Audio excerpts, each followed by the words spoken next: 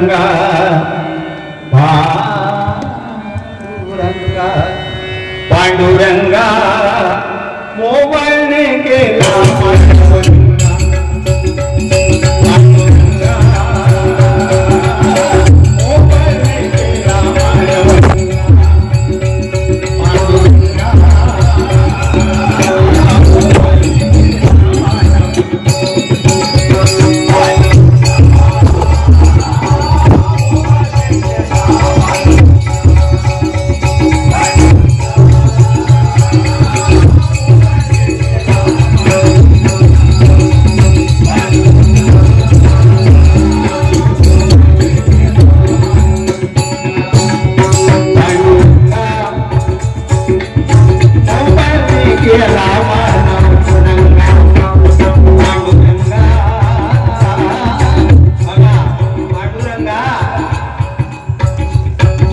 Mobile म्हणजे खरोखर जीवनावश्यक वस्तू झालेली आहे. पण आम्ही एवढे आहारी गेलो त्याच्या की आज आपण बाकी सगळे विसरून गेलो, फक्त त्या मोबाईलच्या प्रेमामध्ये पडलो आहोत. बघा हेच सांगायचा प्रयत्न या गजरातून करतोय का.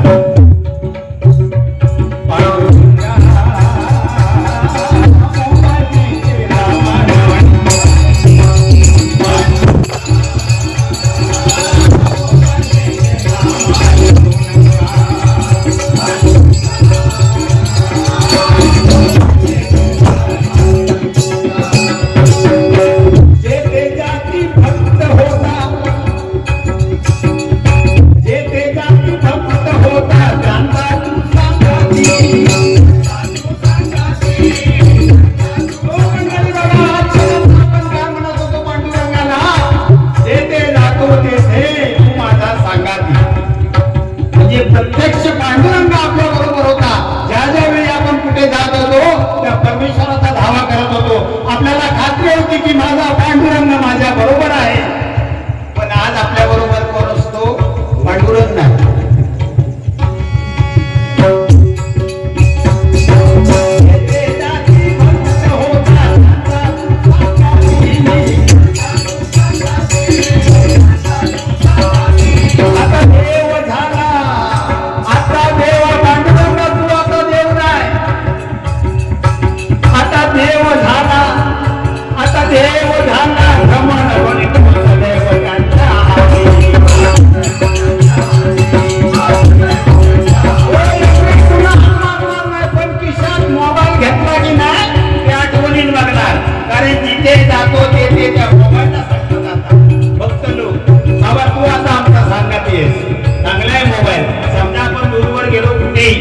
जंगलामध्ये आपल्यावरती काही प्रसंग आला आणि त्या ठिकाणी जर मोबाईल रेंज असेल तर आपण झटकन फोन करून कळवू शकतो घरच्या माणसाला, अरे माझ्यावर हे संकट आलंय.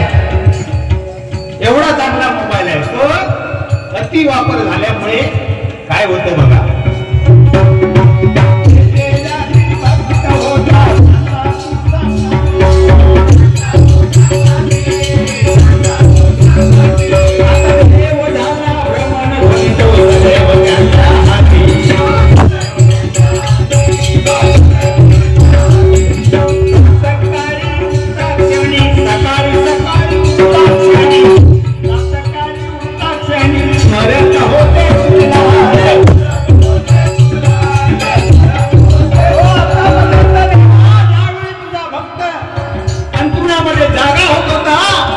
झोपेतून जागा होत होता, पहिले तुझं स्मरण करायचा, तुझं नाव घ्यायचा, दोन्ही हात जोडून तुला नतमस्तक व्हायचा, दोन्ही डोळ्याने आपला हात बघायचा आणि नंतर दिनचर्या चालू करायचा, भूमीला वंदन करायचा. का मंडळी उठल्यानंतर पहिल्यांदा या भूमीला वंदन केलं पाहिजे उभं राहण्यापूर्वी. याचं कारण काय? तर ज्यावेळी आपण उभं राहतो या भूमीवरती त्यावेळी ती भूमी म्हणजे साक्षात लक्ष्मी माता, तिच्यावरती आपण पाय देऊन उभे राहतो आणि ती आपला दिवसभर सांभाळ करत असते. म्हणून पहिला नमस्कार तिला करायचा, आज माझ्या हातून जे काय चुकेल मला क्षमा कर. कारण का तिच्यावरती पाय देऊन आपण चालणार असतो. म्हणून त्या लक्ष्मी मातेला नमस्कार करायचा असतो. म्हणजे पूर्वी बघा आपण उठल्यानंतर देवाचं नामस्मरण करायचे, पण आता काय झालंय?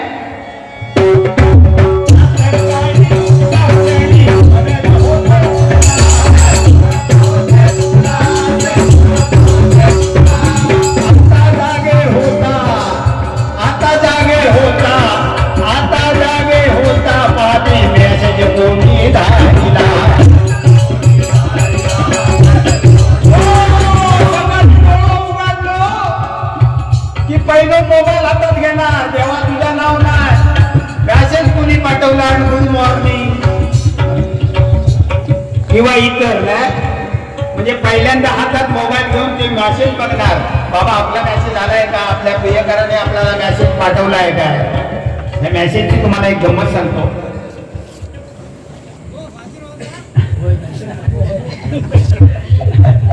मेसेजची एक गंमत सांगते तुमका. त्या दिवशी असाच झाला, एक बाई मुंबई का गेली चांगली, म्हणजे नवऱ्याने का नेऊन एसटीत वगैरे बसवला.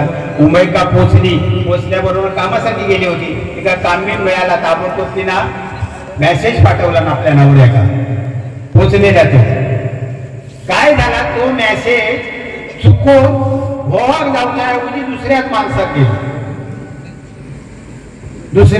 गेलो.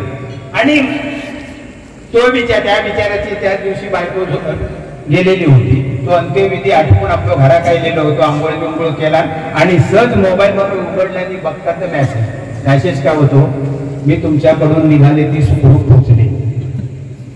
माझी काम धंद्याची आणि राहायची सुद्धा इथे व्यवस्था झाली आहे. आता लगेचच 2 दिवसात तुमका पण बोलवून घेते. त्या का घाम फुटलो परत आंघोळ केला. म्हणजे ही मेसेज बघा प्रत्येक गोष्टीत माझ्या. म्हणजे एका जरी गेली ना पोरा तरी तो मोबाईल घरी ठेवीत ना, तिकडे घेऊन जातो आणि त्याचा मेसेज करणार. म्हणजे एवढे आपण हारी गेलो आहोत बघा.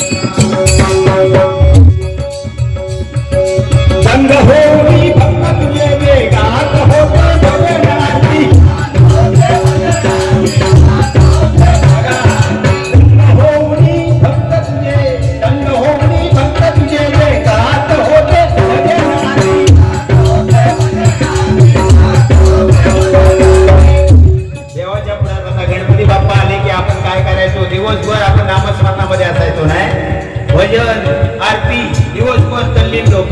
पण आता काय करतात, आता कोणाला आरती पण येत नाही, भजना पण येत नाही आणि आमचा कोण बोलवीत पण नाही, अशी अवस्था आली झाली आहे. 10 वाजता दरवाजा बंद करून घेतो म्हणतात वेळ झालो आता आज नको, उद्या लोक 7 वाजता येणार असता यावा.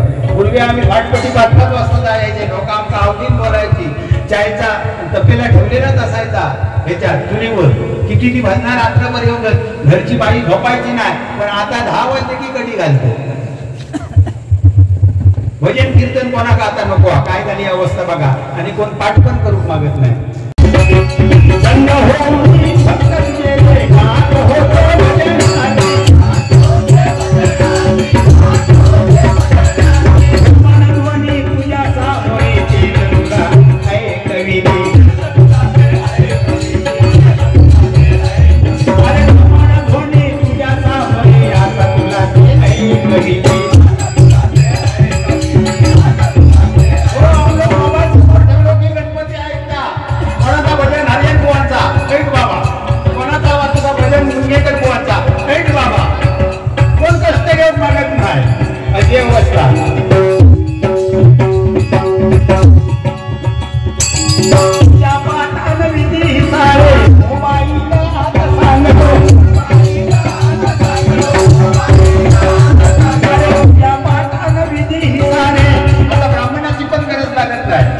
कारण त्या मोबाईल मध्ये सगळे मंत्र घोष सगळे लोक तिकडे बाजूक ठेवतात. तो मोबाईल जसा सांगता तशी पूजा करतात.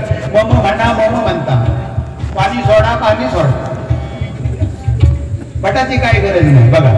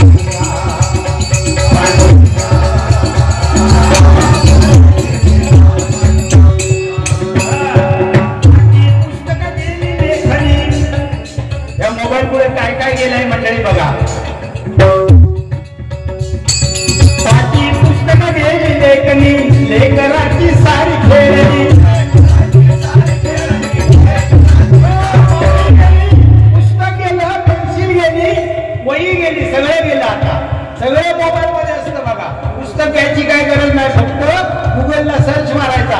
एकदा सांगायचं अरे माका इतिहासाचा ह्यो धडो पाठव, ताबडतोब पाठव.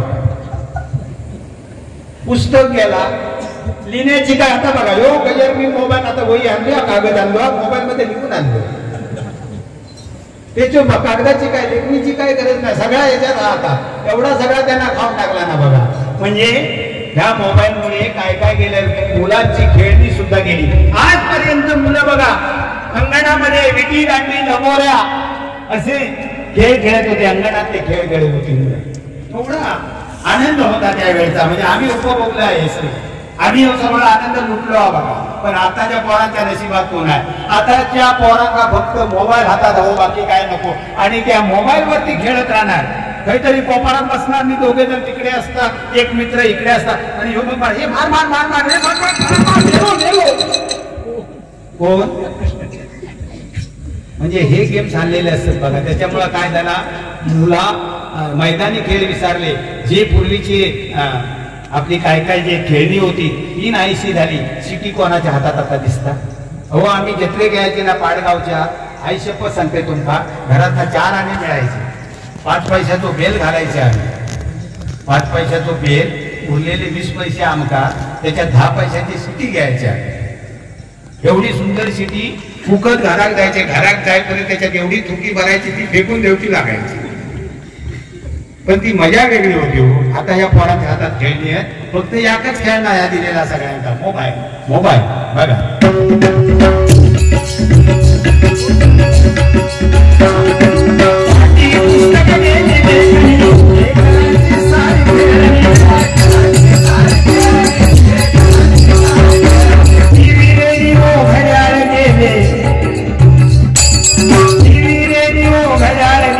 आता एकदा भ्रमण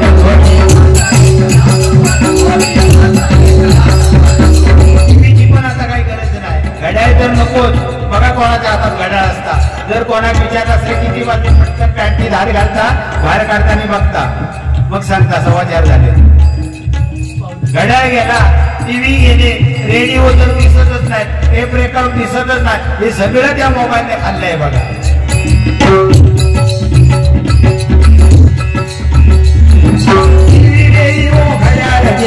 आता एकदा भ्रमण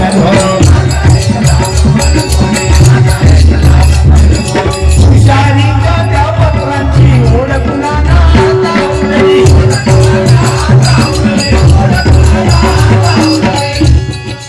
पूर्वी बघा, आपला जर कोण प्रियकर, आपला प्रियजन आपले कोण मुंबईला गेले की आपल्यापासून दूर गेले की 8-8, 10-10 दिवस लागायचे पत्र यायला. ती येईपर्यंत आपण व्यापूळ असायचो, कधी एकदा त्याच्या खुशालीचा निरोप घेतला नाही. एवढं त्यावेळी लोक आतुरलेली असायची, आई वडील त्याच्या पत्राची वाट बघत असायचे. पण आता परिस्थिती अशी झाली आहे, रोज पत्र पाठवितच नाही. आत्ताच आमच्या डिपार्टमेंटने, मी पोस्टात होतोय, जे रिटायर झाले, आता आमच्या डिपार्टमेंटने सगळ्या रस्त्यावरची पेटीओ काढून टाकला. का त्याच्यात कोण पत्र आता टाकीत नाही, नाहीतर गोन लेटर मिळायची, पत्र मिळायची त्याच्यात, एवढी त्याच्यामध्ये. पण त्या पत्रामध्ये जी माया होती, जी आपुलकी होती, ती आपण हरवली आहे मंडळी. नुसती पत्र गेले याचं वाईट वाटत नाही, त्याच्याबरोबर माणुसकी गेली, माया गेली, दया गेली, सगळं प्रेम गेलंय बघा. आणि त्याची जागा ह्या मोबाईलने. कारण का आता मुंबई झील गेलो की ताबडतोब पावशिका पण हल्ली दिलेला असतो त्या फळकूट. ताबडतोब तो आहे तुझ्याकडनं आईले ना सुखरूप पोचलं. एवढं ह्या मोबाईलने सगळा केलेला बघा. त्या दिवशीची गंमत सांगते तुमका. आमच्या एका चाळीत एका पोरीचं लग्न झाला. लग्न झाल्यानंतर ती गेली, नाक्यावर गेल्यानंतर एवढी ढाय मोकळून रडूक लागली. बापसाक वाटला माका सोडून जाता म्हणून की काही रडता. ताबडतोब बापसाक मैत्रिणी का बोलवला. हो म्हणालो सकू तू तरी झाली म्हणून ना त्या पोरात जरा समजावं. आता काय जावकच हवा त्या का म्हणून त्या समजावून गेला. व रडतच कशा त्या म्हणता माझं मोबाईल घरात राहिलो, आपलं चार्जर घरात राहिलो. मोबाईल घेऊन येते पण चार्जर विसरते तिकडे घरात. म्हणजे एवढी ओढ लागलेली ह्या बघा. ह्या मोबाईलने एवढा आपल्याला वेळ लावला आहे का.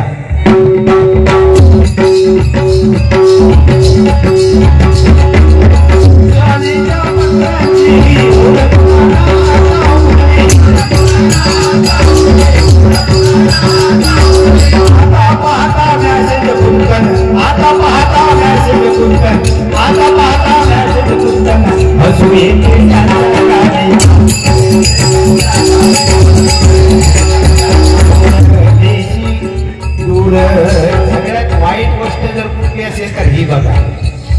दूर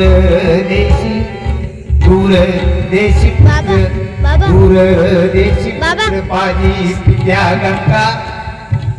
आताची मुले जी शिकली आहेत बापाने आयुष्यभर काबाड कष्ट करून पोरांना शिकवलं उच्च शिक्षित केलं ती मुलं फॉरेनला गेली पण फॉरेनला गेल्यानंतर आपल्या बापाच्या अंत्यविधीला सुद्धा ती मुलं येत नाही तिकडूनच सगळं दर्शन घेतात. कशावरती मोबाईल वरती व्हिडिओ कॉल करतात आणि भटाका सांगतात तुझा काय पॅकेज आहे आम्ही पाठवतो तू सगळा करून घे अगदी वर्षाचा. म्हणजे तिकडून आई बापाच्या तोंडामध्ये पाणी घालतायत बघा. सुविधा जरी चांगली असली तरी त्याच्यामध्ये आपण काय गमावलं हाही विचार करायला पाहिजे. ऐका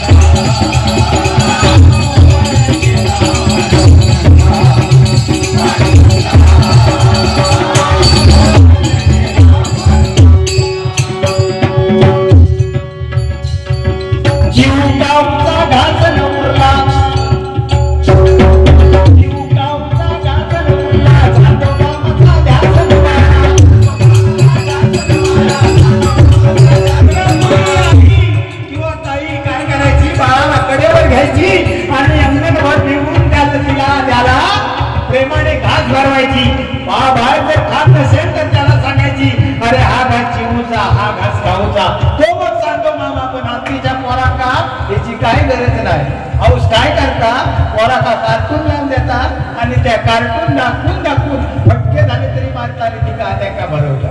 म्हणजे पोरांका चिरूचो वास पण नाही आणि काऊचो वास पण नाही. अहो चिरू आणि काऊच गेली नाही त्याच्यामधून बाळाला मिळणारी आई बाबांची माया गेली आहे.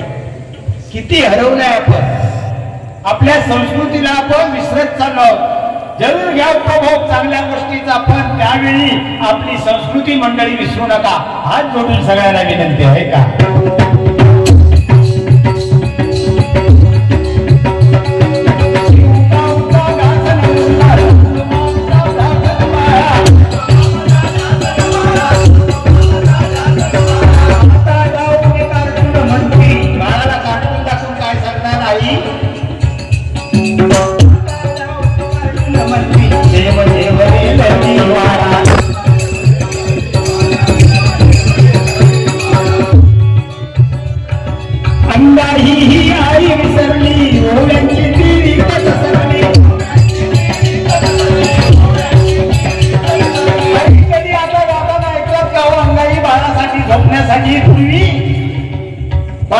रात्री कधी उठलं तरी आई झोपून त्याला अंगाई म्हणून झोपवायची.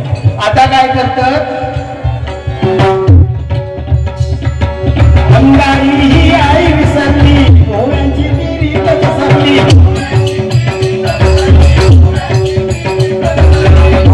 गीते ऐकून त्या झोपणी बाळाली जगली.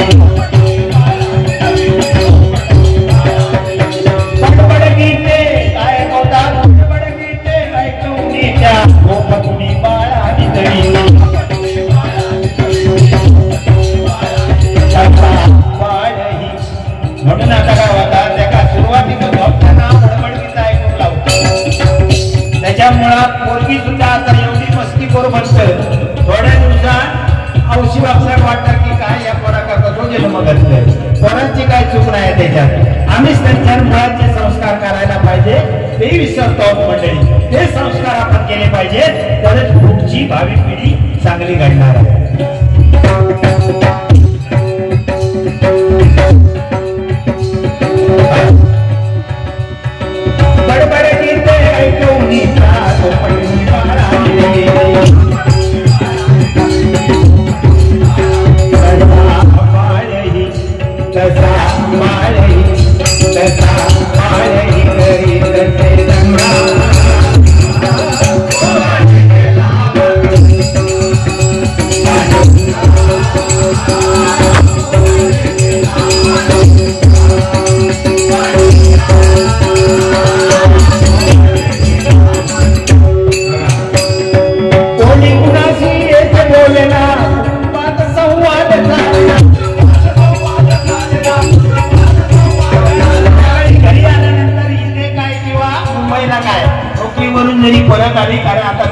मस्करी करतात. संध्याकाळी आल्यानंतर पूर्वी काय व्हायचं, आई वडील एकत्र घेऊन बसायचे, मुलांना शिकवायची, काहीतरी अभ्यास करून घ्यायचे किंवा गप्पा गोष्टी व्हायच्या, सगळं कुटुंब एकत्र जमायचं. नंतर एकमेकाचा दिवसभरचा सगळा आपण अनुभव सांगायचे, एकमेकाची सुखदुःख वाटून घ्यायचे. पण आता काय, संध्याकाळी जो तो घरी येलो की आपल्या खिशात तो मोबाईल काढला की आपल्या हातात घातला. कोण कोणाशी बोलत नाही, मुलगा बापाशी बोलत नाही, बाप मुलाशी बोलत नाही, बायको नवऱ्याशी बोलत नाही, नवरा बायकोशी बोलत नाही, आई वडील मुलांशी बोलत नाही.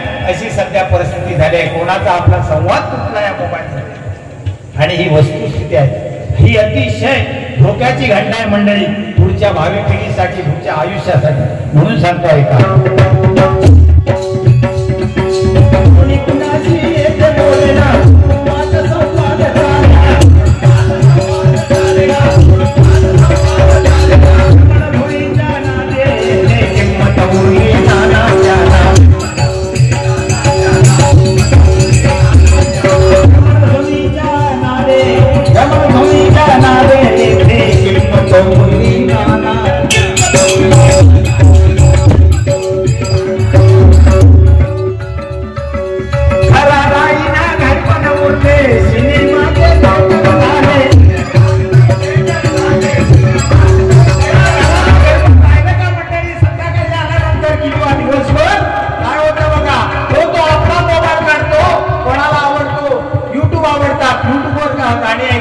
कोणाला पिक्चर आवडतो, पिक्चर बघत बसतात, कोण हास्य जत्रा बघित, म्हणजे तो आपापल्या स्क्रीनवर असतो बघा. म्हणजे हे घर आता घर पण त्याला राहिलं नाही, आणि हे घर राहिलं नाही, हे घर म्हणजे बातमी आहे. ऐका,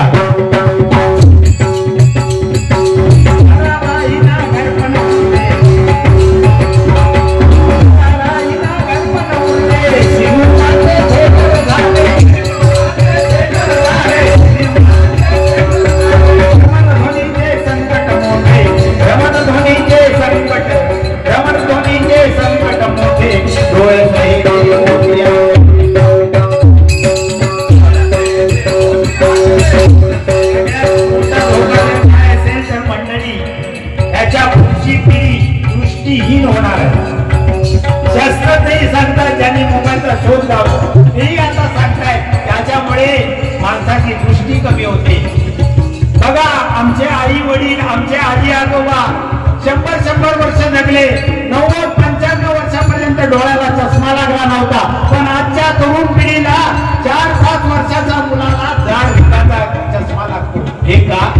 ह्या मोबाईलमुळे, ह्या टीव्हीमुळे. दिवसभर याच्यावरती जी किरणं आपल्या डोळ्यामध्ये जातात त्याने आपली नजर कमवत होती मंडळी. अतिशय मोठा धोका आहे. प्रत्येकाने सांभाळा, तुम्ही स्वतःही सांभाळा, आणि तुमच्यापेक्षा तुमच्या लहान मुलांना सांभाळा. त्यांच्या हातात जास्त वेळ मोबाईल देऊ नका. आणि त्यांना तर मी म्हणतो, मोबाईलची काही गरजच नाही. मुलांना कशाला हवाय मोबाईल? तुम्ही वापरा मोबाईल, पण मुलांच्या हातात मोबाईल देऊ नका. तुम्हाला टाइम हवा, तुमचा टाइमपास व्हायला पाहिजे, म्हणून तुम्ही मुलांच्या हातामध्ये मोबाईल देता आणि स्वतः बिनधास्त राहता. पण त्याचा परिणाम तुमच्या भावी पिढीवरती, तुमच्या मुलांवरती होणार आहे. म्हणून कोणीही मुलांच्या हातात, लहान मुलांच्या हातात मोबाईल देऊच नका. बघा, आता किती लोकांना दृष्टीहीन होत चालले का या मोबाईलमुळे. ह्या मोबाईलच्या लहरी एवढ्या खतरनाक आहेत, हे जे किरण निघतात एवढे खतरनाक आहेत की आरपार आपले डोळे भेदून जातात, आपल्या मेंदूवर त्याचा परिणाम होतो. म्हणून सगळ्यांनी लक्षात घ्या. सगळ्यांना हात जोडून विनंती करतो, आज पांडुरंगाच्या चरणी तुम्हाला सगळ्यांना विनंती करतो की सगळ्यांनी मोबाईल कमी प्रमाणात वापरा. आपल्या बाळांना जर सुरक्षित ठेवायचं असेल तर त्यांना सुद्धा या मोबाईल पासून मंडळी दूर करा. तर कळकळीची विनंती सगळ्यांना करतो आणि हा गजर इथे संपवतो.